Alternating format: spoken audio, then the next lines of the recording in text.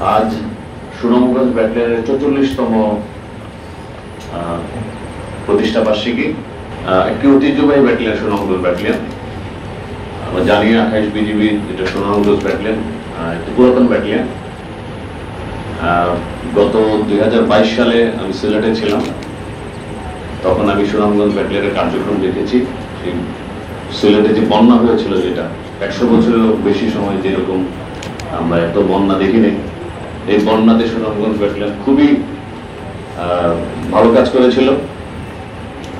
বিভিন্ন দুর্গত অঞ্চলে সাহায্য পৌঁছানো, খাবার পৌঁছানো, খুবই প্রশংসার কাজ করেছিল। আমি আশা করব চোরাচালান দমনে আমাদের যে প্রাইমারি টাস্ক, এই চোরাচালান দমনে সুনামগঞ্জ ব্যাটালিয়ন অত্যন্ত ভালো কাজ করছে।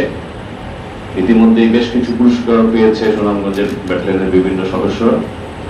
আমি আশা করব এই ধারাবাহিকতা অব্যাহত রাখার জন্য, এবং একই সাথে সাথে আমাদের জেলা প্রশাসন এর প্রয়োজনে, যে কোনো প্রয়োজনে আমরা যেন আমাদের একই সাথে আমাদের প্রচেষ্টা, আমাদের শ্রম এবং আমাদের কার্যক্রমগুলোর সাথে কোঅর্ডিনেশন করে আমরা সম্মিলিতভাবে কাজ করতে পারি। সবাইকে আবারও 44তম প্রতিষ্ঠা বার্ষিকীর শুভেচ্ছা জানিয়ে আজকে প্রীতিবোধ শুরু করার জন্য অনুরোধ জানাচ্ছি।